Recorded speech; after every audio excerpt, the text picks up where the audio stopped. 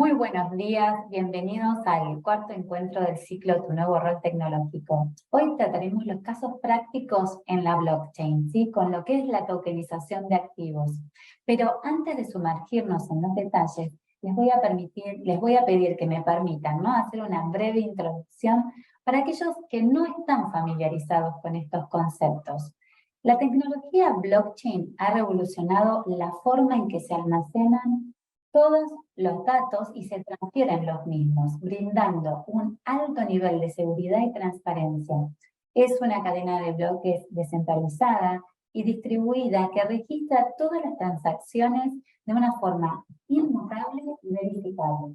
La tokenización de activos es un concepto relacionado que utiliza la tecnología blockchain para representar activos físicos o virtuales como tokens digitales. Estos tokens pueden ser intercambiados, rastreados y verificados de una manera eficiente, lo que abre un mundo de posibilidades en términos de liquidez, acceso a la inversión y fragmentación de la propiedad. Hoy tenemos el honor de contar con un grupo de oradores expertos en el tema, quienes compartirán su conocimiento y experiencia con todos nosotros. Cada uno de ellos abordará un aspecto diferente de la blockchain y la tokenización de activos.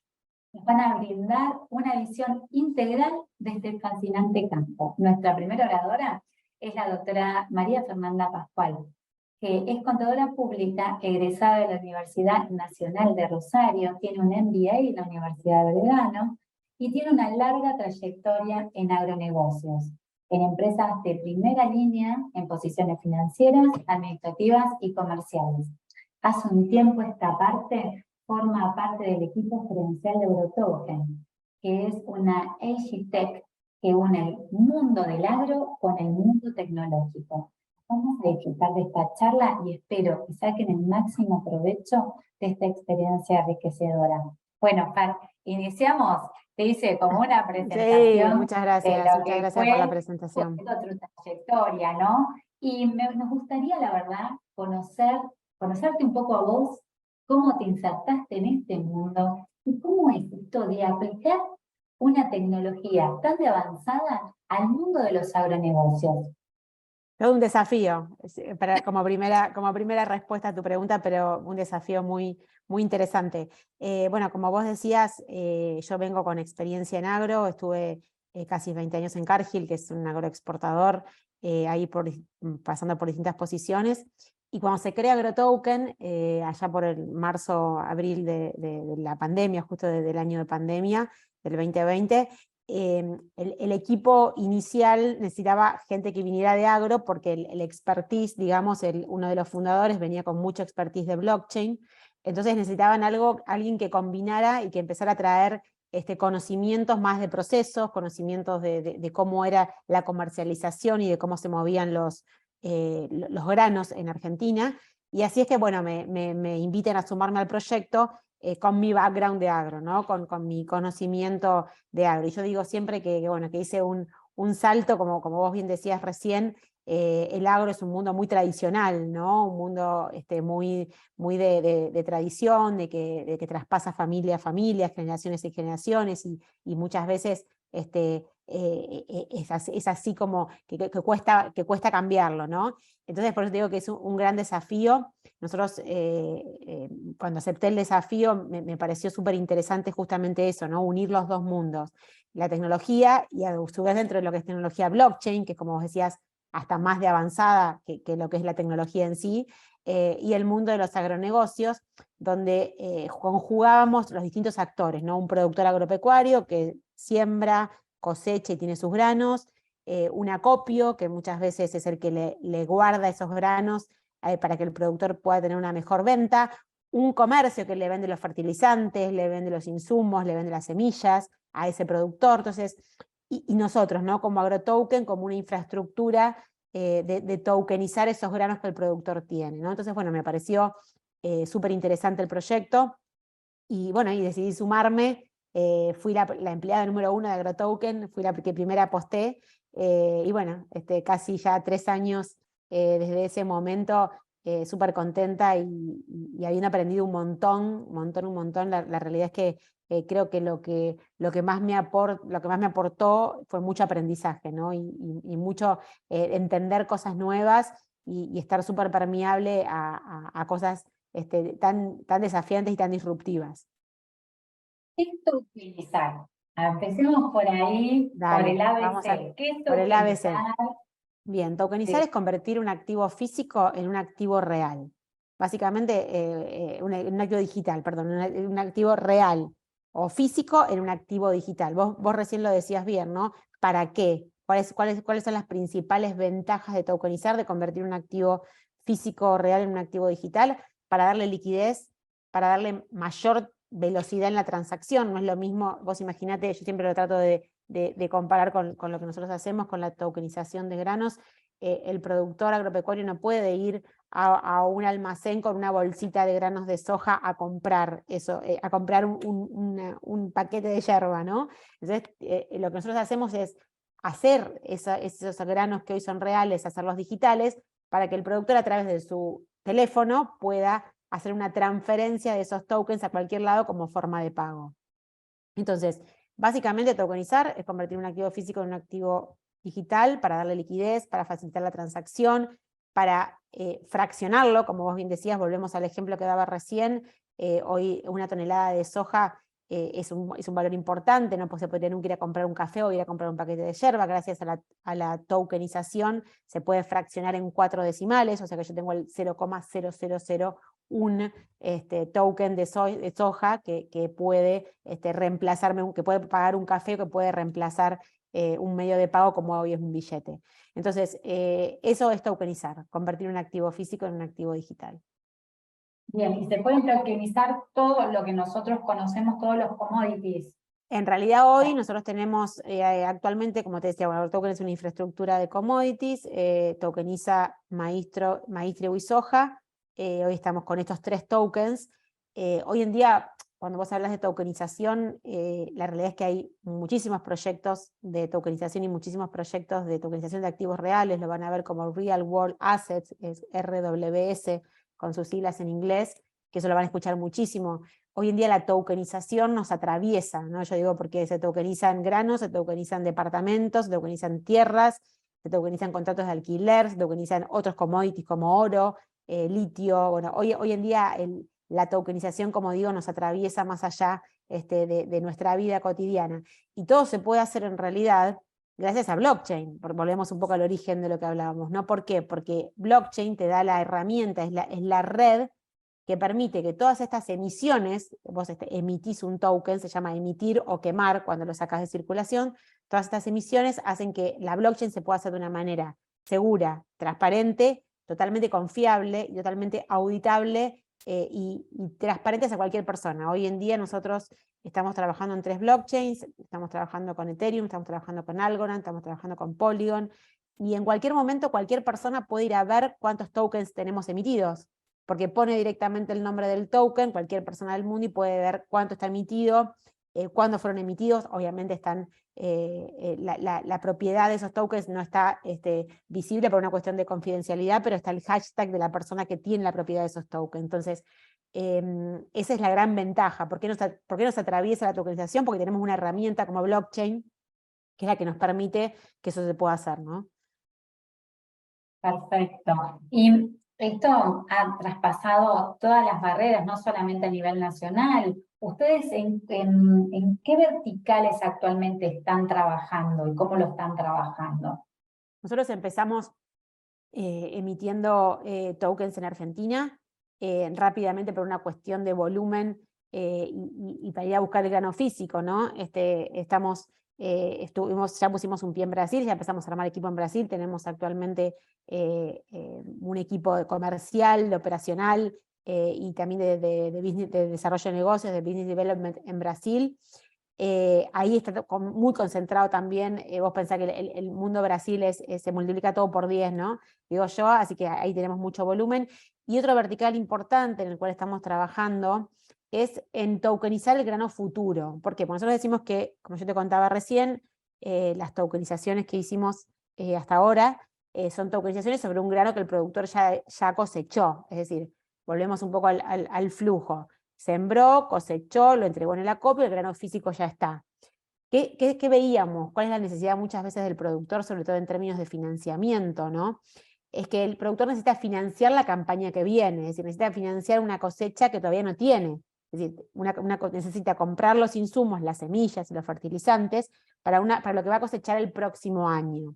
Entonces empezamos a trabajar en una vertical muy interesante que se llama grano futuro. Es decir, ¿cómo hacemos? ¿Cómo tokenizamos? ¿Cómo convertimos en un activo digital un grano que todavía no está, ¿no? Un grano que entonces, bueno, empezamos a trabajar en base a proyecciones de suelo, rindes promedios, pólizas de seguro, bueno, distintas herramientas que hacen que actualmente también estemos muy avanzados en lo que es la tokenización de granos futuros. Lanzamos también, perdón, que te interrumpa, lanzamos también algo muy cómodo y muy usable, que es una tarjeta de crédito Visa que se puede prefondear con tokens, es decir, el productor agropecuario que tiene también los tokens, puede usar esos tokens para prefondear una tarjeta de crédito. Ahí volvemos a lo que hablábamos antes de la liquidez y de los casos de uso, ¿no? Es impensado que el productor vaya con la soja o con una bolsita de maíz a comprar algo y a través de su tarjeta de crédito puede comprar cualquier cosa en cualquier comercio que acepte Visa, ¿no? Entonces ahí volvemos un poco a las ventajas que da la tokenización a través de blockchain. Es increíble la escalabilidad que tiene Total. el proyecto y cómo se han sumado, digamos, corporaciones tradicionales, Total. ¿no? a estos proyectos en la blockchain. Total, Entonces, total. Muchas veces, Visa, sí. yo veo que muchas veces las corporaciones, como vos bien decís, las corporaciones a veces son muy tradicionales y a veces les falta por ahí esa habilidad de innovación, ¿no? Esa habilidad de poder desarrollar algo tan disruptivo. Entonces es ahí donde nos buscan a nosotros como startup y como equipo innovador, digamos, para llevar soluciones más innovadoras hacia sus métodos de pago, hacia sus aceptaciones de infraestructura. Es decir, es como que buscan esa necesidad y esa habilidad muchas veces afuera de la propia corporación. Es increíble. Y hablando del mundo tradicional, nosotros tenemos una formación como profesionales de ciencias económicas, ¿no? Que también viene de data, de la antigua data y tenemos determinadas skills. ¿Cómo fue que viniendo también de una industria tan tradicional, de un sector tan antiguo, hiciste esa traslación? ¿Cómo te incorporaste? ¿Cómo utilizaste tu background? ¿Cómo fue eso? Yo creo que la carrera nuestra es una carrera que te permite esa versatilidad, ¿no? Porque que es una carrera bastante generalista, ¿no? Entonces si vos me preguntás a mí, hoy en día todas las transacciones que se hacen en AgroToken con los granos tokenizados implican tener contactos con la gente de finanzas, digamos, tener contacto con la gente que contabiliza, tener contacto con el estudio externo que nos hace la parte de auditoría. Es decir, yo creo que si puedo decirte algo, es que me sirvió mucho todo mi conocimiento contable, financiero, impositivo, un poco menos, porque no soy la típica contadora de impuestos, pero para lo que es la transacción y el día a día, ¿no? Vos pensás que una vez que el grano se tokenizó, las operaciones y los casos de uso que tienen estos granos son las mismas que hoy tenemos en nuestra vida cotidiana, ¿no? Entonces, todo aplica a poder llevar y a poder entender mejor cuando uno tiene un conocimiento por ahí un poco más contable, administrativo, financiero. Y otra cosa importante que yo creo que también a mí puntualmente me ayudó un montón, bueno, nosotros somos también por profesión muy metódicos, ¿no? Muy de proceso, ¿no? Y justamente todo lo que es desarrollo de proyectos de blockchain requiere mucha parametrización, requiere mucho de proceso, mucho de paso a paso, mucho de procedimiento. Y yo creo que, bueno, que en algún punto nuestra formación académica también es parte de eso, ¿no? De ser muy metódicos y muy procesales, por decirlo de alguna manera, ¿no? Y con todas estas actualizaciones, ¿no? que requiere nuestra profesión, entre otras, vamos a apuntarnos a ciencias económicas, ¿qué ¿qué consejo le podrías dar a aquellos profesionales que están trabajando en estos sectores que son fácilmente tokenizables, ¿no? Para ir adquiriendo herramientas? O sea, tipo, viste que muchos dicen, ¿por dónde empiezo? O sea, Ujú. estamos tan a veces parametrizados en todo lo que es o en positivo o en auditoría. ¿Por dónde empezamos cuando tenemos una tecnología que tenemos que empezar a implementarla porque nos traen estas facilidades, esta seguridad y tenemos que ser parte del proceso? Mira, yo creo que lo primero digamos, que te dispara es la curiosidad, ¿no? Yo siempre digo que siempre el consejo que le doy muchas veces es sean más curiosos, ¿no? Entonces, cuando uno es curioso, mira esto, vengo escuchando de blockchain, bueno, a ver, me voy a meter. Hoy en día tenemos, obviamente, hasta exceso de información y exceso de capacitación, entonces yo siempre digo eso, ¿no? Desarrollemos la curiosidad, porque la curiosidad es lo que después nos va a llevar. Y muchas veces la tecnología tiene eso de que te va atrapando, ¿no? Entonces, bueno, vos empezás a googlear, porque la verdad que yo, cuando a mí me ofrecieron esto, lo primero que hice fue googlear, digamos, fue googlear, ver de qué se trata, cuáles son las aplicaciones actuales, cómo pueden ser, vos cuando hiciste la introducción, diste un poco de teoría, hay muchas cosas para leer y mucho para, que no tiene que ser tampoco tan técnico, ¿no? Porque, digamos, dentro de lo que es blockchain, vos tenés la parte más de tecnología propiamente dicha, que va a ser algo muy técnico que ni siquiera yo lo entiendo, ¿no? Y que no lo vamos a entender. Pero sí buscar casos prácticos, sí buscar utilidades de la vida cotidiana, como yo te digo, de qué cosas se están tokenizando, y eso, ser curiosos y empezar a buscar, porque una cosa te va a ir llevando a la otra, y seguramente va a haber gente que puedas contactar, o cursos que puedas hacer, o aplicaciones que puedas ir viendo, y la curiosidad es lo que termina muchas veces siendo el disparador para aprender algo, ¿no?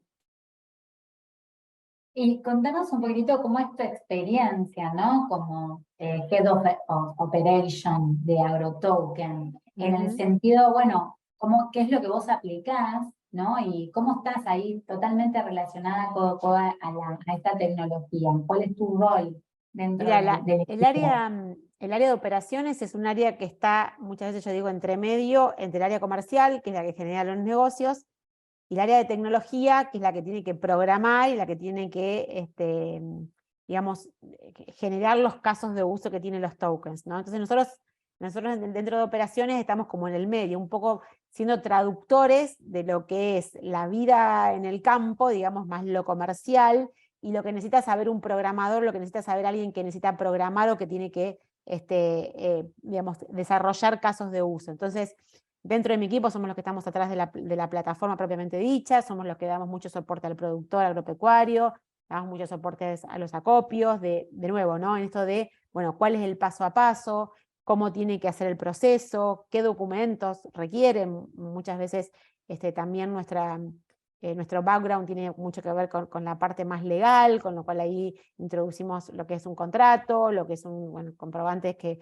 son más propios del comercio de granos, pero que implican acuerdo entre dos partes. También ahí volvemos un poco a esto de usar nuestro background académico, y somos los que estamos, yo digo que somos los que hacemos que las cosas pasen, ¿no? Porque el comercial muchas veces es el que genera el negocio, y después nosotros somos los que estamos atrás para darle todo ese soporte administrativo, operacional, legal, de documentos, de contabilización.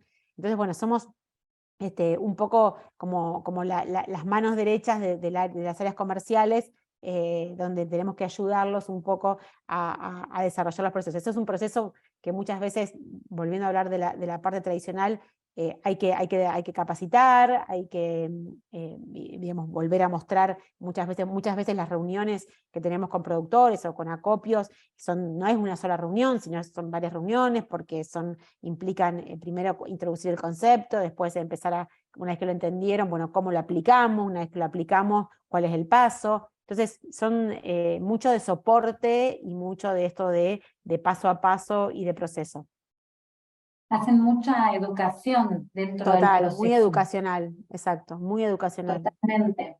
Sí, Yo sí. he percibido durante todos estos años de estar siguiendo atentamente no solamente la parte de blockchain, sino también los negocios, cómo AgroToken tiene este espíritu joven, ¿no? Mm, Que es continuamente innovador, curioso, como bien decís, y que se adaptan a todos en todo sentido, Totalmente. el rigor del sector, el rigor climático, el rigor de adaptarse a generar. Y creo que en esto parte está en que las cabezas de la organización han entendido cómo son los nuevos modelos de negocios, de Totalmente. alto riesgo y de una gran confianza en el proyecto.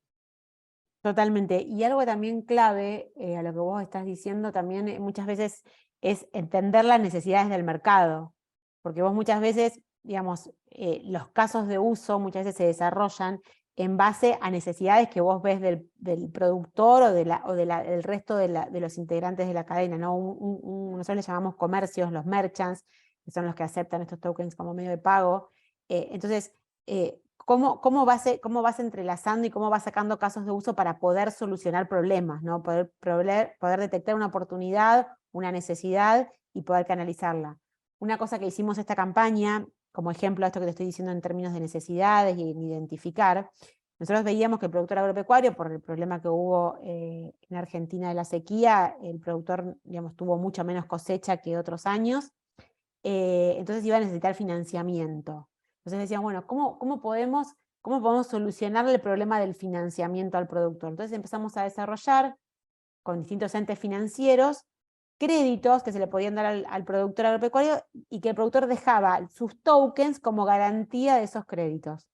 En vez de firmar un pagaré, de firmar fianzas, de firmar avales, de firmar hipotecas, de firmar prendas, el productor que tenía tokens en su billetera y en su billetera digital, ¿no? Yo digo tokens en su billetera, tenía tokens a su disposición, los puede dejar actualmente como nosotros los llamamos retenidos, como una especie de contrato escrow, que también es una palabra muy utilizada en blockchain, y a través de esa retención de tokens, el banco o la entidad financiera, estamos trabajando también con sociedades de garantías recíprocas y con distintos actores dentro del mercado financiero, le adelanta, le financia al productor teniendo los tokens de garantía. Entonces, es eso, ¿no? Es adaptarse por un lado a cómo un token puede ser versátil para distintos casos de uso, escuchando las necesidades de tu público, escuchando las necesidades de los actores dentro de tu ecosistema, por decirlo de alguna manera, ¿no? Muy bien. Fernanda, nosotros ya estamos llegando al límite de nuestra entrevista. Esto va a continuar y nos gustaría también dejar tus datos y para aquellos interesados, sobre todo Totalmente. en la actividad que tiene la compañía, poder vincularse, porque bueno, hay no solamente profesionales, sino también empresas que están dentro de la cadena y que nada, son negocios escalables, totalmente seguros, auditables, y que mantienen estos nuevos modelos. Entonces, es un ejemplo, nosotros siempre en la comunidad Networking Crypto World decimos que van a ser nuestros unicornios, Ojalá. nuestro unicornio, siempre apoyando al unicornio argentino. Creemos en lo que han desarrollado durante todo este tiempo y bueno, sobre todo en la seriedad con la que están hace años respaldando a todos, a todo el sector agropecuario, que es, bueno, nuestros negocios Es un negocio de muy importante. Yo ahí escala muy importante. lo que André los invito a todos es a que visiten nuestra página, agrotoken.io, agrotoken.com, cualquiera de las dos, agrotoken.com.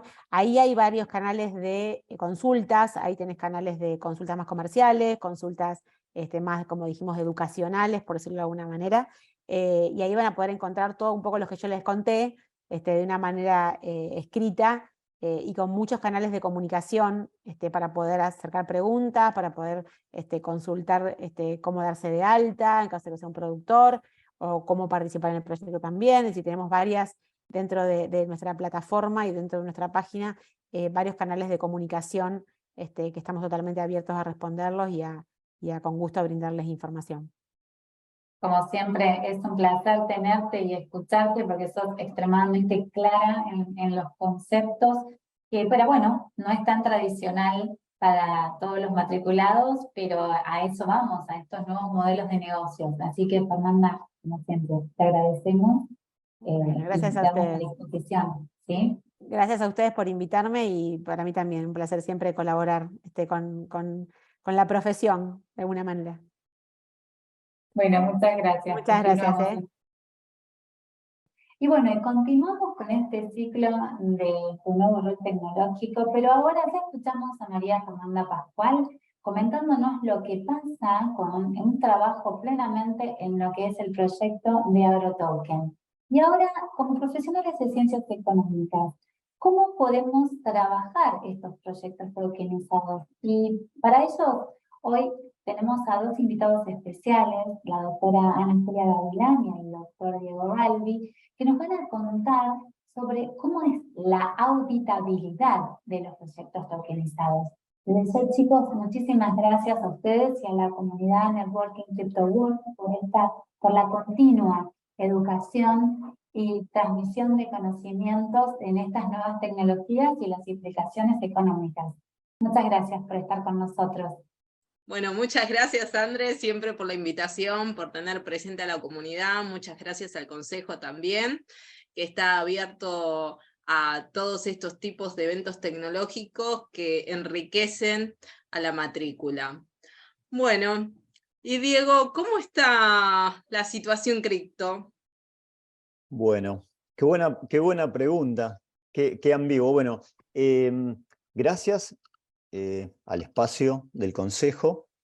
La verdad que bueno, nos sentimos con grato honor de que nos convoquen a otro evento más para hablar de criptografía, de criptoactividad, de tecnología disruptivas en general. Y quizás dándole un continuado a todo lo que es este ciclo, donde hicieron algunas presentaciones tributarias o de proyectos tokenizados, ¿por qué no darle un abordaje a nivel de auditabilidad de estos proyectos, amparándonos en lo que es la tecnología, básicamente blockchain, y quizás un punto sustancial es conceptualizar en el mundo cripto si blockchain, criptomonedas, criptoactivos son lo mismo, tienen algunas diferencias, cuáles son las particularidades. Entiendo que, Ani, podríamos sintéticamente hacer quizás una primera aproximación en esa Sí, trilogía que aparece en pantalla. y es así, digo, y es muy importante conceptualizar porque depende del concepto de la responsabilidad que los auditores vamos a tener en el informe. Por eso siempre es bueno cuando estamos haciendo cualquier tipo de informe de auditoría o informes especiales, anexar un glosario de qué entendemos por cada término, porque como no hay consenso todavía en las definiciones, la responsabilidad puede ser distinta si cada organismo tiene una interpretación diferente del concepto. Entonces, nosotros vamos a tomar una parte de la biblioteca, la que es más fácil de entender, y vamos a definir a la blockchain como una base de datos, una gran base de datos, que es descentralizada porque ninguno de los nodos, es decir, de esas partes intervinientes, tiene el poder de decidir si se registra o no se registra, si se anula o no se anula un bloque, sino que se toma en consenso, o sea, todos estos nodos que forman la red, en consenso van a decidir cuándo un bloque es añadido a la red. Entonces, una vez que se añade, ya no puede modificarse los datos que están en ese bloque, ni eliminarse ese bloque. Después vamos a decir que es distribuida. ¿Por qué? Porque los nodos están en distintos puntos geográficos del mundo. Entonces, los tenemos dispersos. Vamos a decir que es pública porque cualquier persona puede mirar las registraciones en esa blockchain Y vamos a decir que es inmutable porque por lo menos hasta el momento sería demasiado costoso, o sea, sería mayor el costo que el beneficio para poder hackear esa red. Esta definición va a ser acorde a lo que es la blockchain de primera generación, porque después ya vamos a ir teniendo blockchain que con ese mismo criterio de redes que no son descentralizadas, que no son públicas, pero esto como el primer concepto base del cual arrancamos. Criptomonedas, vamos a decir que es una moneda virtual, pero moneda en el sentido de las funciones del valor, que es reserva de valor, unidad de cuenta y medio de cambio, producida por una red pública que utiliza criptografía para garantizar que los pagos se envíen de forma segura. Y vamos a decir criptoactivos a la representación de un activo que utiliza criptografía. Es decir, que si no se utiliza criptografía, no hay criptoactivos. Entonces, tomando este parámetro de definiciones, vamos, Diego, ¿nos podés comentar más o menos cuáles son los casos de uso en el mundo? Exactamente, bueno, teniendo esa diferenciación marcada de alguna manera, porque digamos, siempre el contexto hay que conceptualizarlo, digamos. Tenemos casos de uso a los efectos de decir, bueno, ya hay desarrollos que han pasado a ser de proyectos piloto a proyectos ya en forma operativa. Y vamos a destacar algunas cuestiones que quizás sí van a ser abordados desde el punto de vista de la auditabilidad, más directamente o indirectamente a los efectos del uso de blockchain en general.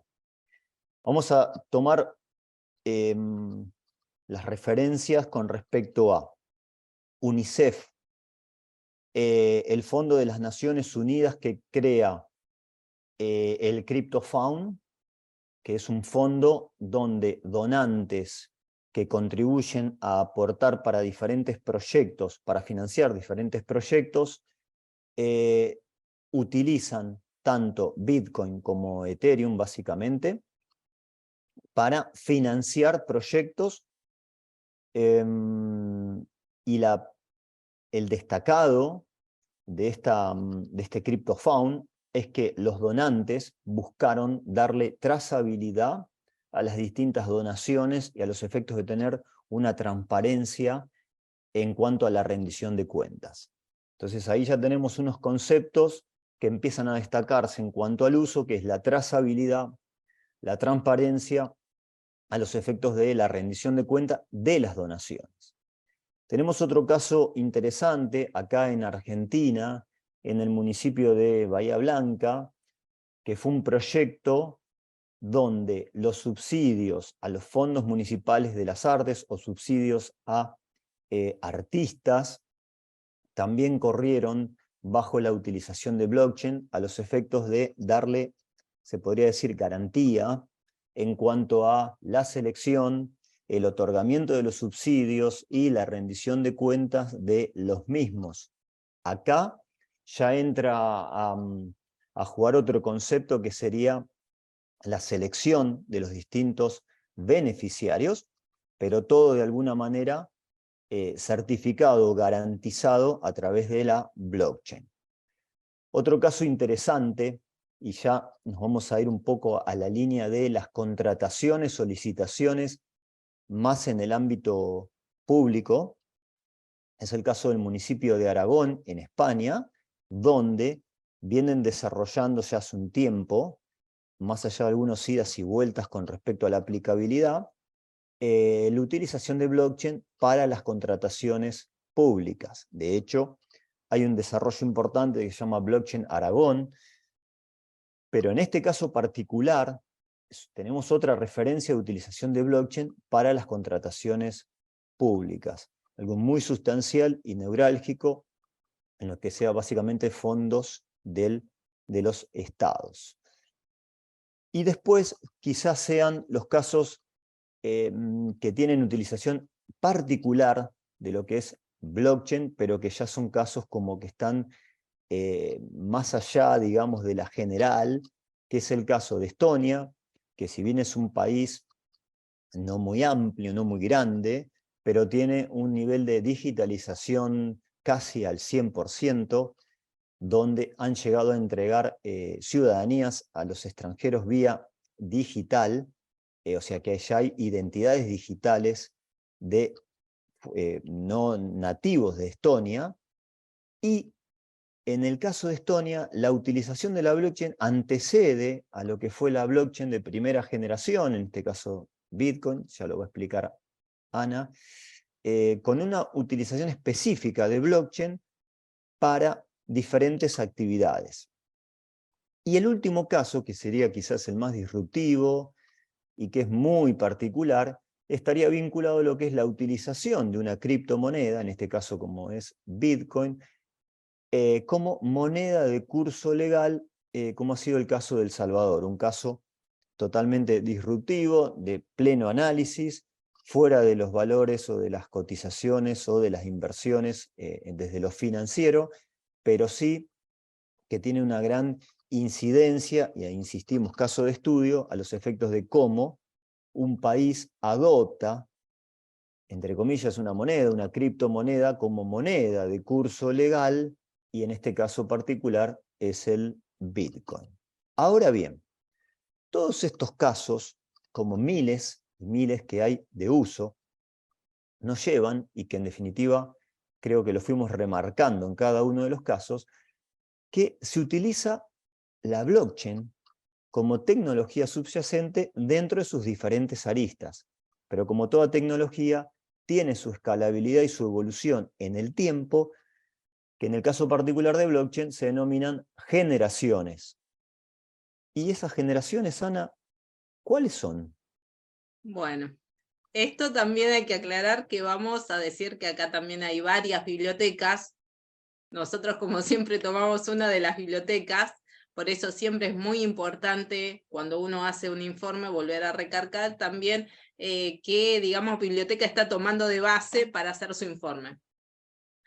Pero podemos decir, y todos más o menos estaríamos de acuerdo, en que la primera generación de blockchain es la de Bitcoin. En esta generación lo único que vos vas a poder hacer es transferir Bitcoin, es decir, compra y venta de Bitcoin, transferencia, envío de pagos de Bitcoin. No se puede hacer nada más. Una segunda generación, que es ya cuando ven que las posibilidades que puede brindar la blockchain, nace el concepto de token, es decir, esa representación digital de un activo tangible o intangible. Entonces ahí vamos a ver el nacimiento de las segundas generaciones con la blockchain de Ethereum, donde además de poder comprar y vender Bitcoin, también están las inclusiones de los famosos smart contracts, contratos inteligentes, que para algunos son solamente códigos automatizados, y entonces donde uno puede, en esta segunda blockchain, hacer que incluir más tokens, más criptoactivos en la misma. Ahora, ¿qué pasa? Esta segunda blockchain lo que tiene ya los costos altos y no tiene mucha operatoria en el sentido de cantidad de operaciones, de la posibilidad de cantidad de operaciones. Entonces ahí nacen las blockchain de tercera generación, que son blockchain que van a unir todas las blockchain para que se intercomuniquen los protocolos. Y acá tenemos a Polkadot, tenemos a Algorand, donde tratan de mejorar, de tener los beneficios de la blockchain de primera y segunda generación y mejorar los costos y la rapidez de la blockchain. La cuarta generación, acá sí ya hay más discusión en lo que es las bibliotecas. Estamos hablando de DeFi, finanzas descentralizadas. Hay una biblioteca que la conceptualiza como instrumentos financieros automáticos, es decir, en la blockchain de DeFi vos podés hacer transacciones financieras que se hacen automáticamente. Vos decís qué querés hacer y según el smart contract que tenga esa blockchain, entonces ahí va a decidir de las selecciones financieras que vos hagas, la operatoria se va a hacer automáticamente. Y blockchain de quinta generación, esto es ya una biblioteca más reducida, pero se menciona, sería pagar el cine con cripto, ya un mundo totalmente tokenizado, un mundo totalmente digitalizado. Así que estos más o menos serían las generaciones, y lo que hay que tener en cuenta que esto es importante porque nos va a ayudar a ver cómo rastreamos las operaciones que se hagan en la blockchain. Entonces, nosotros hicimos como un pequeño cuestionario de cuál, digamos, los pasos a seguir si queremos hacer el rastreo de operaciones en la blockchain, siempre pensando en blockchain, en lo que serían el rastreo de las operaciones en la blockchain de criptoactivos. Entonces, la primera pregunta que hay que hacerse es si ese criptoactivo se adquiere por exchange, llamémosles que la exchange sería como la casa de cambio digital, o persona a persona. ¿Por qué es importante esta diferenciación? Porque si yo compré mi criptoactivo por exchange, mi Bitcoin por exchange, no van a figurar en la blockchain. Entonces ahí voy a tener que utilizar otro procedimiento de auditoría para poder corroborar la operación. Ahora, si yo lo hice persona a persona, esa transacción va a quedar registrada en la blockchain. Después tenemos que preguntarnos si ese criptoactivo es una criptomoneda o es un token, y si es una criptomoneda, si es Bitcoin u otra, porque cambia sustancialmente dónde voy a buscar esas operaciones. Y acá traemos lo que sería un ejemplo. Esta es la compra de Bitcoin en lo que es la exchange Ripio. Si ustedes entran a la exchange, siempre se entra con una clave como si fuera un home banking. Ustedes ingresan y van a ver el detalle. Yo puedo ver acá el detalle de los Bitcoin que tiene esta billetera virtual, pero billetera que está en la exchange. Ahora, si yo esa operación, o sea, ese ID de la billetera, es decir, la dirección de la billetera, la quiero rastrear en la blockchain, me va a salir que no hay nada. Y es correcto que no esté, porque este Bitcoin se adquirió por exchange, nunca salió del exchange. Entonces está en los registros, digamos, de la exchange. Digamos, la operación que estaría sería a nombre de la exchange, pero no de mi billetera. Así que eso es una cosa muy importante a tener en cuenta cuando estamos haciendo auditoría de operaciones y queremos verificar en la blockchain, porque podemos estar dando una mala opinión si no conocemos esto. Y después vamos acá, dijimos, si es Bitcoin y se hizo persona a persona, entonces acá traemos la primera operación para que ustedes puedan ver todos los datos que se obtienen de la blockchain. Bueno, como ven, acá tenemos muchísimos datos y esta es la primera operación que se hizo en la blockchain de Bitcoin, haciendo alusión a que decíamos que era inmutable, porque esta es una operación del año 2010 y la podemos ver, no se modificó ni se eliminó este bloque, así que Diego nos va a contar un poco cuáles son las cosas importantes que tenemos que ver de este registro. Bueno, efectivamente, quizás acá tenemos un dato, digamos, de referencia en cuanto a trazabilidad, transparencia quizás de la información, donde a un simple clic podemos trasladarnos a justamente esta operatoria que fue de alguna manera destacada y que también nos refleja el valor que tenía en su momento Bitcoin allá por el 2010, donde la operatoria refería a la adquisición de 2 pizzas por aproximadamente, bueno, por aproximadamente no, eran 10.000 Bitcoin, que en ese momento representaban así como $30, y que hoy en la actualidad, justamente, paradójicamente, con un Bitcoin cotizado a $30.000, estaríamos hablando de $300 millones. Bueno, pero eso es un tema que por ahí vamos a hablar un poquito más adelante en cuanto a los precios, las cotizaciones, a diferencia del valor. ¿Cuáles serían las cuestiones quizás más sustanciales a analizar cuando exploramos la blockchain? Bueno, una de las particularidades es, como bien marcaba Ana, dentro de las distintas generaciones, primero ubicarnos en cuál blockchain vamos a estar analizando las distintas transacciones. En este caso en particular, vamos a estar analizando la blockchain de Bitcoin. Para eso entramos en lo que es el explorador de Bitcoin. Temas a analizar, por ejemplo, y que creo que son sustanciales para la auditoría. La sustancia de la blockchain básicamente fue lo que allá por el 91 crearon Hauger y Stornetta, que era el sello de tiempo. Que el sello de tiempo o el timestamp lo que estaba determinando era que un archivo, o en este caso quizás una transacción o un dato, fuera originario desde una fecha determinada y que a esa fecha, desde esa fecha a la actualidad, no haya sufrido o alteraciones o modificaciones. En este caso en particular, hasta lo vamos a tener con la hora exacta, lo estamos viendo en la línea que figura el tiempo, donde figura que fue efectuada esa operación el 22 de mayo del 2010 a las 3:16:31.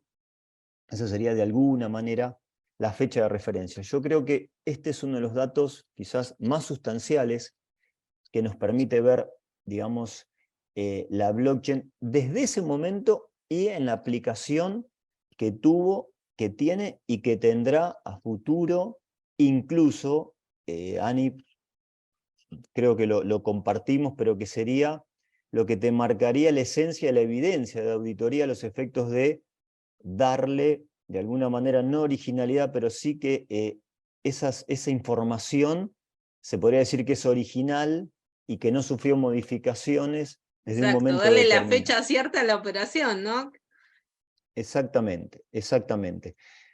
Después el resto, que son datos genéricos, desde lo que es un smart contract o cómo se generó, digamos, ese token, porque en definitiva, en el caso particular de Bitcoin, como en la mayoría de las criptomonedas, quizás sean token de pago, pero bueno, son token, de alguna manera, ¿no? Son desde esa biblioteca que define lo que es la tokenización de la Sí, hablando de economía. tantas bibliotecas.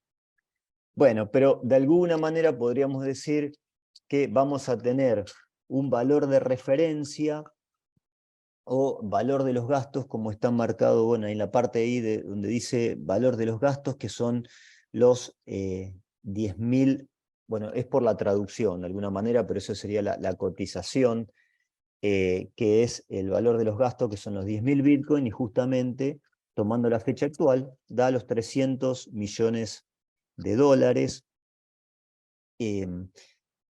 Después abajo me parece que está marcando, ahí estoy viendo lo que es el precio del Bitcoin, dice BTC Price, las comisiones, por otro lado, que está del lado izquierdo, pero bueno, son datos quizás más de las distintas transacciones. Yo particularmente creo, no sé, Ani, si compartís o tenemos otro agregado, que los puntos sustanciales a los efectos de la auditabilidad y poder analizar dentro de todo este bagaje de información que brindan las blockchain es el tiempo de referencia, como para decir, esta información se representa desde esta fecha, y quizás, porque quizás hay una de las preguntas que siempre se hacen es si las blockchain son reservorios de información o quizás de hash. Ahora te doy pie, Ani, para que expliques un poquito lo que sería un hash, pero ¿qué es ese ID o ese hash de la transacción? Que es lo que está marcado sobre el extremo izquierdo, donde marca cuál es el hash, bueno, ahí bien lo estás marcando, de esa transacción. Porque la pregunta, quizás también nos podemos hacer es, como todo auditor, donde necesitamos explorar, buscar, es qué buscamos y cuál es el dato de referencia. ¿Es una fecha o es un hash? Bueno, en este caso es el hash, es la dirección que me va a devolver la Bitcoin, en el caso, perdón, la blockchain particular, toda esta información. Yo creo, Ani, que independientemente de la particularidad de análisis que tiene lo que estamos viendo, creo que esos son los datos sustanciales como para partir y bucear en lo que sería toda la información que nos puede brindar la blockchain, en este caso particular de Bitcoin, o cualquier otra blockchain con respecto a los hash o las direcciones o la información que estemos buscando. Coincido con vos, Diego, porque justamente este hash es el que vamos a tener que consignar en nuestro informe de auditoría. ¿Por qué? Porque el hash es ese algoritmo matemático que apenas se produzca un cambio de la información, es decir, como yo tengo un Word y hago un espacio o cambio un punto, y ya este hash se modifica. Entonces, este va a ser el dato de referencia que nosotros vamos a tener que consignar en nuestros informes de auditoría y con el cual vamos a tener que ir a buscar. Podemos también buscar las billeteras, pero la billetera, ¿qué nos va a traer si nosotros ponemos la billetera en una blockchain? Nos va a traer todas las transacciones. En cambio, con el hash vamos precisamente a la operación que estamos analizando. Eso es importante también a tener en cuenta. Y bueno, y acá tenemos el último caso, que sería, es un criptoactivo, no es una criptomoneda tomando una parte de la biblioteca, sino es un token, que sería esa representación, en este caso, de un activo intangible, como pueden ser los derechos en un club. Y acá Diego, que es el fanático, va a comentarnos un poco la experiencia de Independiente. Sí, incluso cómo va mutando, digamos, todo el mercado y donde nosotros de alguna manera en un análisis de entre lo disruptivo, lo tecnológico y lo tradicional, hoy podemos decir que justamente el Club Atlético Independiente está en una situación que ha sido de público conocimiento donde ha buscado recaudar fondos para de alguna manera tener ciertos recursos para afrontar una deuda sustancial. Y eso lo han hecho a través de una billetera virtual, más allá de haber creado quizás un fideicomiso, pero que tiene este paralelo que arrancó allá por, creo que hace 3 o 4 años, que es los fan token. ¿Qué son los fan token? Como bien lo decía Ana, fan token ya son la representación digital de ciertos derechos que encontraron, digamos, para los fanáticos del fútbol, de aproximarse al club sin estar presente, incluso de alguna manera no llegar a tener la calidad de socio, pero estar de alguna manera en participación a través de ciertas representaciones de experiencias del club. Y lo hicieron a través de los fan token. Y los fan token, que son una calidad específica de token, también operan a través de criptomonedas, que en este caso, y básicamente vamos a hablar de blockchain, que es la blockchain de Chalice. Chalice es la criptomoneda o el token nativo de la blockchain de Chalice, a través de las cuales se adquieren los fan token, que a su vez operan a través de una app que es de socios.com. Y esto es a nivel universal. Uno adquiriendo los fan token dentro de esa operatoria puede participar en ciertas decisiones del club, puede participar en distintas entrevistas, puede hacer pronósticos de resultado, bueno, todo un bagaje, pero es una aproximación de fútbol. Y en el caso particular de Independiente, sería una forma donde, si no me equivoco, el contrato original de este proyecto tenía 5 millones de token o de fan token, de los cuales creo que a hoy recién llevan emitidos 500.000. Pero tuvo una particularidad en el origen. Cuando se pusieron en oferta y se lanzaron, creo que en 15 minutos los fan tokens que habían puesto a disposición se agotaron.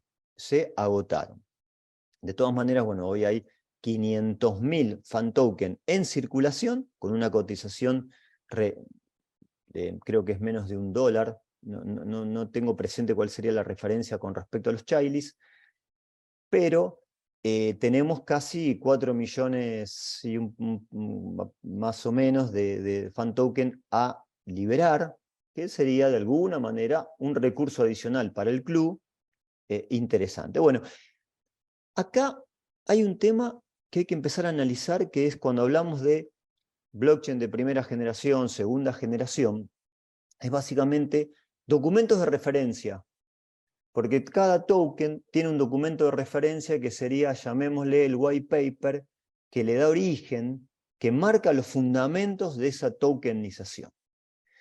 Y ese es un tema no menor dentro de todas las cuestiones que hay que analizar, porque sería como, de alguna manera, si tuviéramos que analizar una sociedad desde su estatuto, su creación, cuáles son los detalles por lo cual fue creada quizás una sociedad, y en el caso particular de las criptomonedas o de los tokens, tenemos que analizar dentro de las varias cuestiones los documentos de proyecto. Y acá, donde viene una particularidad que lo mencionamos al pasar, que era precio-cotización, Bitcoin dijimos que hoy está en $30.000, ¿es lo mismo que valor? No, no es lo mismo que valor, porque si tenemos que referenciar cuánto vale de alguna manera Bitcoin, entiendo que trascendería los $30.000, o como han llegado a hablar, que podía estar en $100.000 o $1.000.000. Creo que es mucho más trascendente. Ahora bien, todas estas cuestiones, todas estas particularidades, ¿de qué manera podemos llegar a hacer un abordaje con alguna herramienta de auditoría en particular? Ana. Bueno, y acá estamos con la famosa matriz del perezoso que justamente nace en la comunidad estudiando un proyecto tokenizado.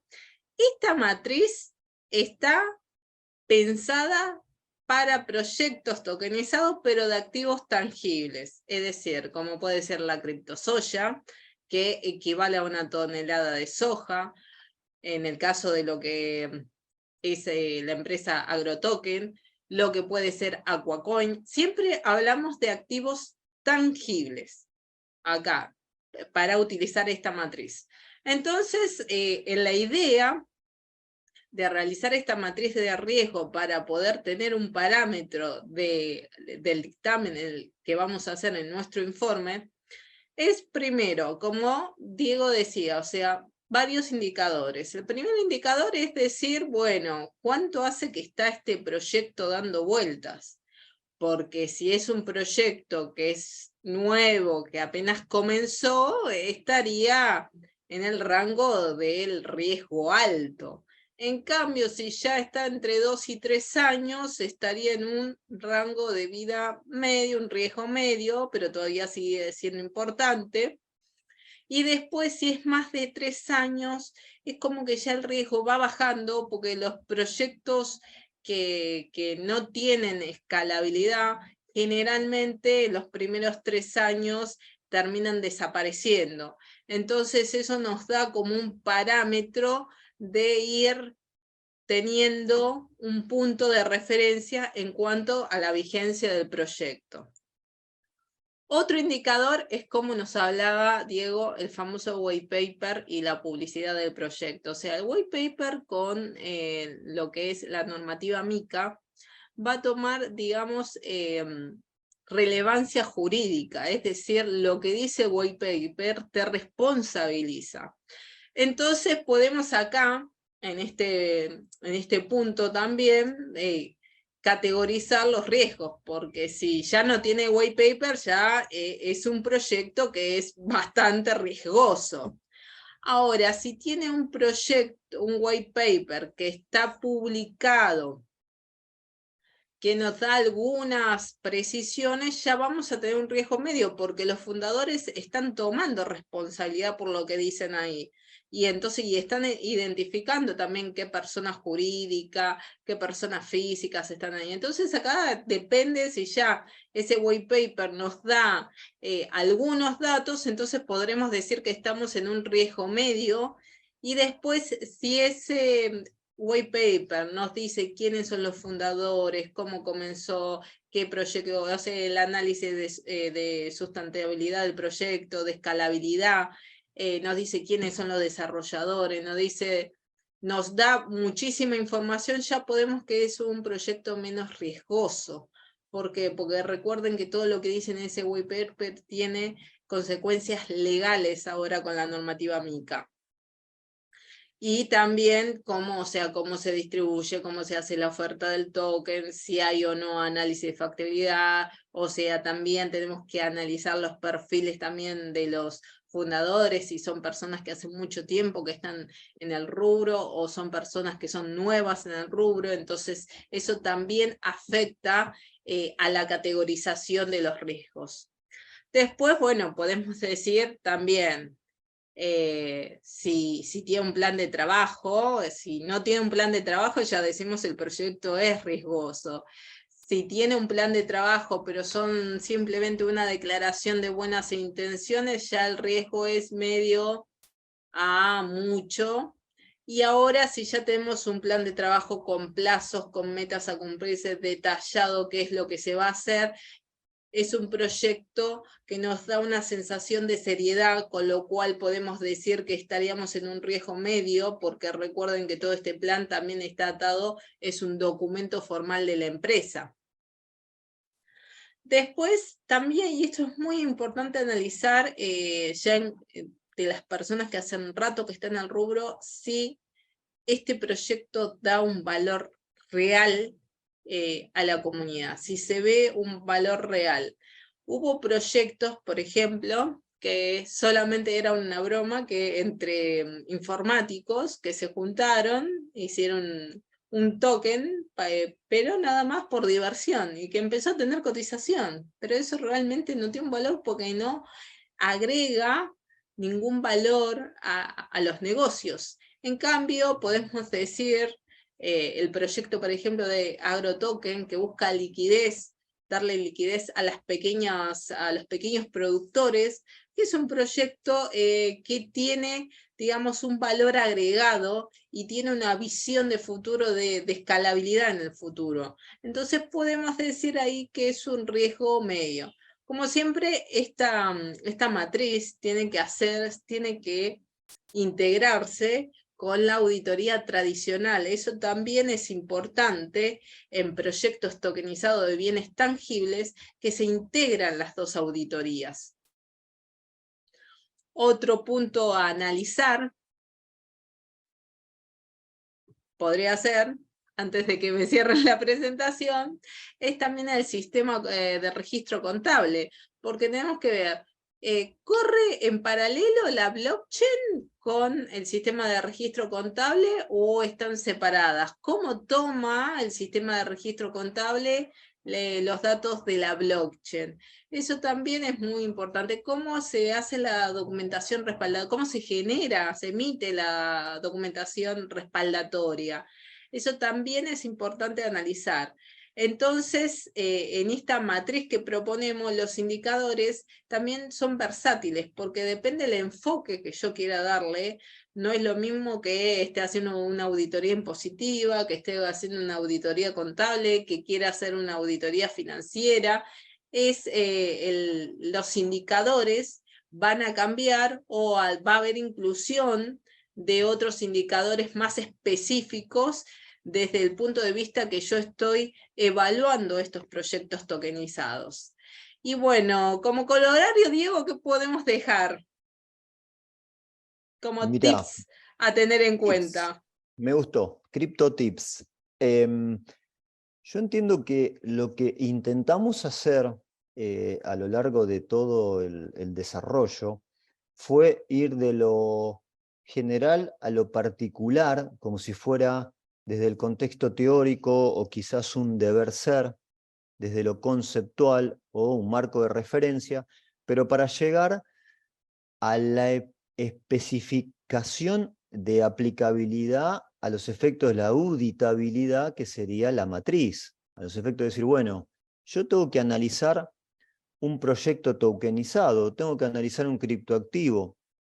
¿Cuál sería quizás mi análisis de relatividad, mi base para partir en cuanto a cuál sería el detalle a analizar? Y bueno, llegamos a lo que sería la matriz a través de distintos indicadores. O sea, lo que intentamos hacer fue poner en agenda ya una herramienta que nos permita de alguna manera merituar los valores o la valorización y los riesgos de los diferentes proyectos a los efectos de oportunamente poder llegar a emitir una opinión o generar un dictamen o alguna consideración o tener hallazgos dentro de lo que es el contexto de la auditabilidad. Y de alguna manera hacer un mix entre lo tradicional y lo disruptivo, que en definitiva lo que viene a ser toda esta esencia tecnológica novedosa no es reemplazar a nadie, sino simplemente hacernos quizás con el buen uso o el uso de las herramientas mejores profesionales. Así que bueno, entonces, como cierre final, los invitamos a usar la matriz del perezoso. Muchas gracias. Bueno, Diego, Ana, muchísimas gracias por por toda esta presentación. Cuánto que hay para aprender, ¿eh? Cuánto que hay por a desarrollar. Creo que hay que hacer mucho hincapié en este tipo de capacitaciones. Bueno, y vamos a continuar con el doctor Marco Zócaro, que en esta oportunidad nos va a presentar todo lo que tiene que ver con la parte de impuestos y todo el tratamiento impositivo dentro de lo que es la blockchain y los criptoactivos. Pero les quiero contar un poquitito acerca de Marcos. Marcos es contador público, egresado de la Universidad de La Plata, es especialista en tributación, magíster en finanzas públicas provinciales y municipales. Además es asesor tributario, docente universitario de grado y de posgrado. Es investigador en los Centros de Estudios de Administración Tributaria y miembro de la Asociación Argentina de Estudios Fiscales y de la ONG Bitcoin Argentina. Es autor de varias obras, entre ellas el Manual de Criptomonedas, Manual de Inversiones y de muchos artículos. Bueno, muchísimas gracias, Marcos, por estar presente en esta ocasión. Hola Andrea, ¿cómo estás? Muchas gracias por la invitación, un placer participar en este ciclo, en tu nuevo rol. Y hoy, como ya mencionabas, vamos a hablar sobre las últimas novedades en la industria cripto, referidas a principalmente novedades impositivas, tanto a nivel nacional como a nivel provincial, y también vamos a hacer alguna referencia a un proyecto de ley que ya tiene media sanción, que si bien no es tributario, va a impactar en caso de ser aprobado, en el ecosistema cripto.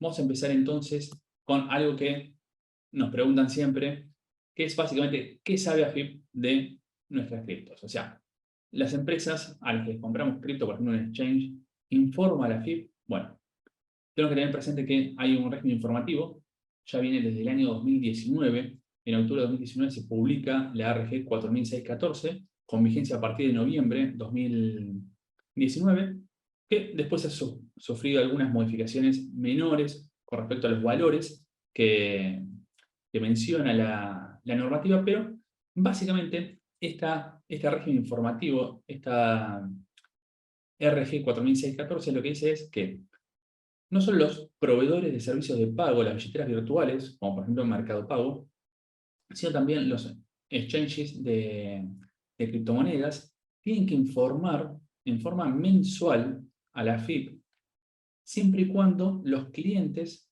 cumplan determinadas condiciones.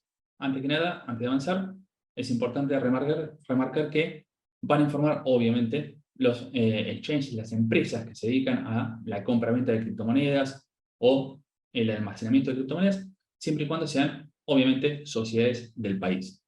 ¿Y cuándo tienen que informar? Lo que dice la normativa, luego de la última actualización de mayo 2023, es que si el cliente tiene, el usuario de la plataforma, por ejemplo, tiene en el mes ingresos o egresos en su cuenta por al menos 120.000 pesos, o si el saldo en su cuenta durante el mes superó los 200.000 pesos, cualquiera de las dos circunstancias que se configuren, va a obligar al exchange a reportar a la AFIP sobre nuestros movimientos. Incluso si en el mes realizamos alguna transacción, por ejemplo, un depósito por más de 400.000 pesos, en ese caso no va a informar en forma global sobre todas las transacciones, sino que esa transacción puntual va a informarla en forma detallada, indicando todos los datos específicos referidos a esa transacción puntual, ¿sí? Pero, en términos generales, todo cliente entonces que durante el mes haya tenido ingresos o egresos por al menos 120.000 pesos en su cuenta, o un saldo en la cuenta de 200.000 pesos o más, en ese caso, en forma mensual, el exchange va a informar a la AFIP, ¿sí? Y AFIP ya cuenta con la información de muchos de los exchanges, obviamente, locales, que operan en Argentina. Remarquemos que este régimen informativo no solo alcanza a los exchanges de criptomonedas, sino también a los proveedores de servicios de pago, ¿sí? Bueno, ¿y qué hay de nuevo en materia específicamente tributaria? A nivel nacional tenemos pocas novedades, pero importantes.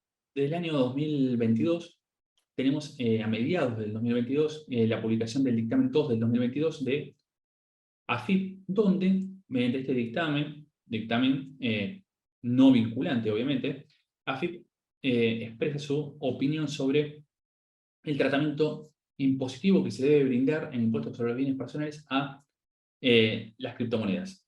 Si bien confunde los términos, habla indistintamente de criptomonedas, criptoactivos, y sabemos que no es exactamente lo mismo, como ahora vamos a comentar. Básicamente lo que dice AFIP en este dictamen 2 del 2022 es que las criptomonedas son activos financieros y por lo tanto están grabadas en bienes personales. A su vez, este dictamen rectifica una postura anterior que había tenido el fisco, donde en el año 2019, si bien no era conocido este dictamen, AFIP, en el dictamen 2 del 2022, informa que existía este dictamen del año 2019, donde en el año 2019 AFIP había opinado que las criptomonedas eran, para el fisco, consideradas bienes intangibles y por lo tanto exentas en el impuesto a los bienes personales. Pero bueno, a partir del 2022, AFIP rectifica su postura y a partir, reitero, del 2022, las criptomonedas para AFIP son consideradas activos financieros y por lo tanto grabados en bienes personales. Incluso en la declaración jurada del impuesto de bienes personales 2022, que lo estamos presentando a mediados de 2023, hay una nueva sección donde AFIP establece que debemos informar la tenencia de este tipo de activos. Fíjense, acá menciona las monedas digitales, virtuales, criptoactivos o similares, indistintamente, cuando sabemos que no todos los criptoactivos son lo mismo. Acá, en términos generales, para hacer una clasificación muy básica, podemos tener dentro de los criptoactivos aquellos tokens criptográficos que son tokens de pago o payment tokens, que básicamente nacieron con la finalidad de ser un instrumento de pago, como por ejemplo Bitcoin o una moneda estable como USDT o USDC. Pero también dentro de los criptoactivos tenemos aquellos tokens de utilidad, o sea que nos permiten acceder a un servicio o un bien, por ejemplo, la entrada a un recital tokenizada, o también que existe en Argentina desde hace muy poco, pasajes de avión tokenizados. ¿Sí? Podemos comprar el NFT de un pasaje de avión. Eso nada tiene que ver con Bitcoin. Y por último, dentro de una clasificación muy simple, como les decía, dentro de los criptoactivos tenemos a los tokens de valor o los security tokens, que básicamente representan valores negociables. Puede ser, por ejemplo, un certificado de fideicomiso tokenizado. En ese caso, siempre tenemos que analizar frente a qué tipo de criptoactivo estamos. O sea, como vimos, no son todo lo mismo. Siempre la sustancia prevalece sobre la forma. O sea, por más que esté tokenizado o no, si tenemos una participación en un fideicomiso, por ejemplo, vamos a tener que aplicarle el tratamiento impositivo correspondiente a esa participación en un fideicomiso o participación en una empresa. Así que muy diferente es de poseer, por ejemplo, Bitcoin, ¿sí? O sea, siempre tenemos que ver frente a qué tipo de criptoactivo estamos, ¿sí? Siempre la sustancia prevalece sobre la forma, por eso hay que analizar muy bien los activos que tienen nuestros clientes para darle un correcto encuadre impositivo, ¿sí? No todos los criptoactivos son criptomonedas como Bitcoin. Después, dentro de las modificaciones impositivas más importantes que tuvimos en el 2023, tenemos una modificación en el impuesto sobre los ingresos brutos en la provincia de Buenos Aires, donde la provincia de Buenos Aires es una de las primeras provincias donde específicamente grava la minería de criptomonedas. Desde el año 2023, en la provincia de Buenos Aires, se grava la minería sin importar qué tipo de mecanismo de consenso se trate, si es prueba de trabajo, prueba de participación o el mecanismo de consenso que fuese, se grava la minería al 4% en provincia de Buenos Aires y si leemos la normativa, lo que nos dice es que se va a gravar por el criterio de lo devengado y a su vez va a estar alcanzado siempre y cuando, textualmente dice la normativa, el hardware, o sea, la maquinaria utilizada, esté ubicada en provincia de Buenos Aires. Obviamente, podemos tener un minero, o sea, la maquinaria para minar en provincia de Buenos Aires, sí, minamos, por ejemplo, Bitcoin, que utiliza el protocolo de prueba de trabajo. Pero bueno, queda la duda, ¿qué ocurre, por ejemplo, si estamos en la red de Ethereum, que utiliza prueba de participación desde hace menos de un año, y ahí no es necesario la utilización de equipos de minería. Pero bueno, provincia de Buenos Aires fue la pionera en este sentido, la primera en grabar específicamente la minería de criptomonedas a partir del 2023, y es muy probable que el resto de las provincias, tarde o temprano, tengan una normativa similar, ¿sí?, con respecto a la minería. Recordemos que hasta ahora, antes de que la provincia de Buenos Aires sacara esta nueva norma, la provincia de Córdoba, hace ya un poco más de 2 años, había modificado su normativa impositiva y había establecido, por ejemplo, en la actividad de compra-venta de criptomonedas, una base imponible diferencial donde no se graba la totalidad de la venta, sino la diferencia entre el precio de venta y el precio de compra. Córdoba también había sido la primera en dar una definición de moneda digital, bastante pobre en ese sentido, ya que equiparaba a moneda digital a cualquier tipo de token criptográfico, básicamente. Córdoba también fue la primera en grabar, sin importar si se cumple o no la habitualidad, fue la primera en grabar la prestación de servicios vinculados con monedas digitales. Y después algunas otras provincias, como La Pampa, Neuquén, siguieron los pasos de Córdoba y copiaron básicamente la misma normativa. Pero en el resto de las provincias, en la mayoría de las provincias argentinas, todavía no hay una normativa específica referida a operaciones con criptoactivos. Pero es bastante probable que en los próximos meses la gran mayoría de las provincias tengan una normativa específica que hable de criptoactivos, ¿sí? Y corriéndonos un poco del aspecto meramente impositivo, recordemos antes que nada que el año pasado, luego de que el Banco Galicia sacara un nuevo producto, digamos, un nuevo servicio, que era básicamente permitirle a cualquier usuario del Banco Galicia comprar criptomonedas a través del home banking. ¿Sí? El Banco Galicia tenía un acuerdo con Lirium, una empresa radicada en Europa, donde a través del Banco Galicia, como si fuese una rampa Fiat, el Banco Galicia permitía la compra de estas criptomonedas en la plataforma de Linio. Este nuevo servicio del Banco Galicia duró técnicamente 48 horas o menos, porque el Banco Central en ese entonces prohibió que los bancos, cualquier tipo de banco, no solo el Banco Galicia, facilitara la compra de criptomonedas. O sea, desde ese entonces los bancos en su plataforma, en su home banking, no pueden ofrecer, no pueden tener un botón, digamos, donde se facilite a las personas a comprar criptomonedas. ¿Qué ocurrió?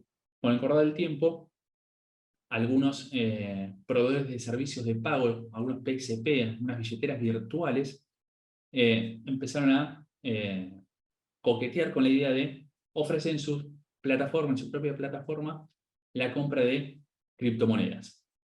La primera y única que lo hizo en forma directa hace unos meses, una billetera Ualá específicamente, donde se permitía la compra de criptomonedas. Se ingresaba a la aplicación y directamente se compraban Bitcoin, Ether o la criptomoneda que vendía la aplicación. ¿Okay? Técnicamente no se podían retirar esos criptoactivos de la plataforma, o sea, no eran 100% criptomonedas, pero bueno, sin entrar en detalles, facilitaba, digamos, al común de la gente la compra de criptomonedas de una forma muy sencilla, pues a través de la billetera virtual que millones de personas utilizan.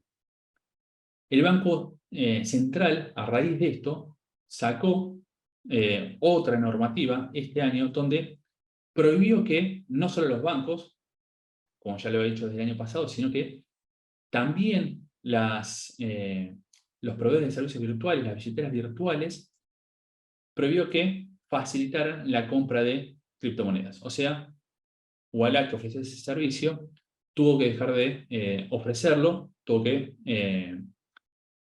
anunciar que los clientes debían vender sus tenencias y retirar los fondos. Y a partir de entonces, ninguna billetera virtual puede ofrecer en su plataforma la compra de criptomonedas. Lo que se rumorea en el mercado es que básicamente esta normativa del Banco Central fue para impedir no solo que Ualá siguiera ofreciendo ese servicio, sino que también, por ejemplo, plataformas mucho más grandes como Mercado Pago, que ya están ofreciendo ese servicio en países como Brasil, México, Chile, trajeran también a la Argentina el mismo servicio, básicamente, y se masificara la compra o la facilidad de comprar criptomonedas en el país.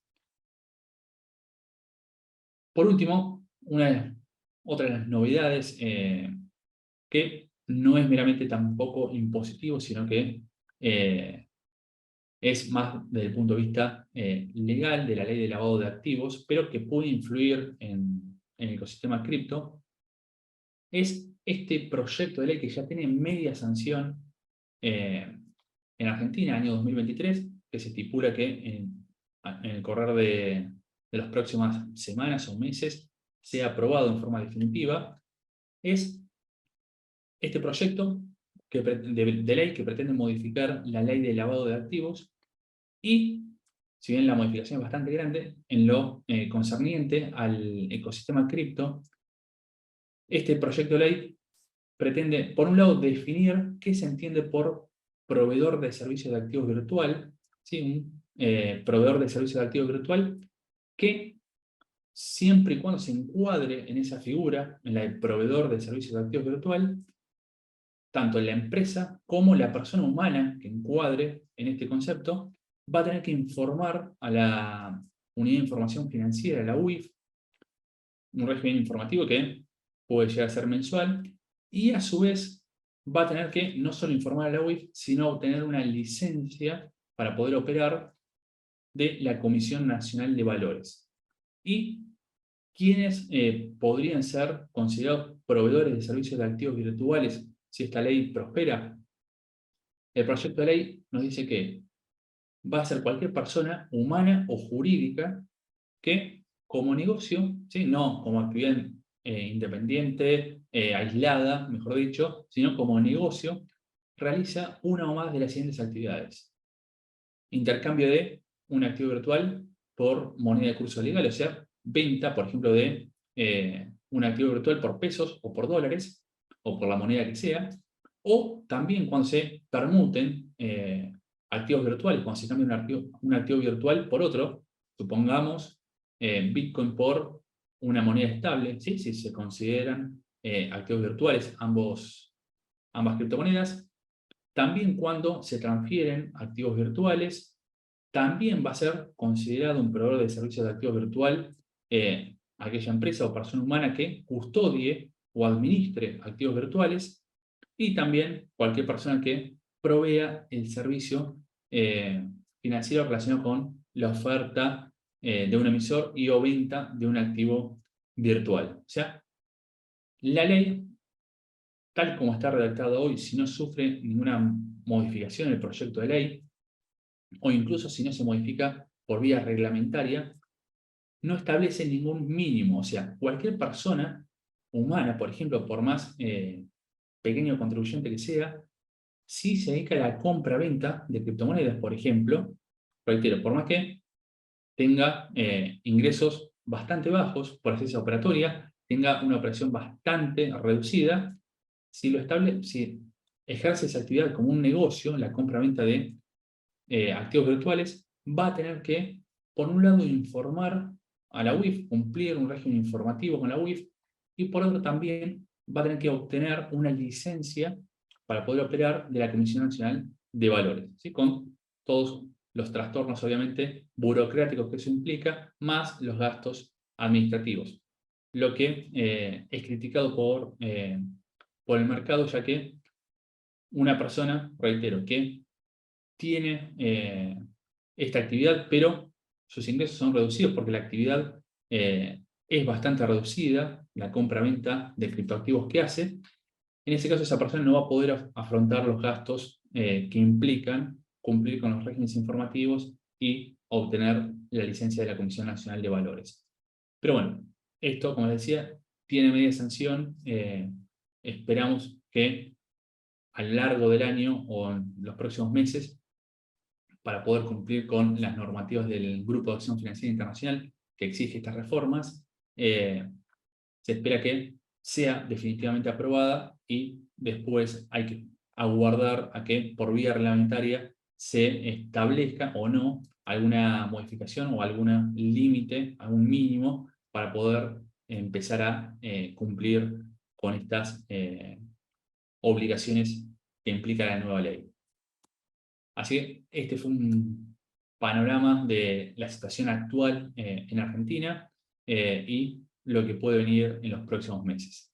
Muchas gracias, Andrea, nuevamente por la invitación. Un placer haber participado. Muchas gracias.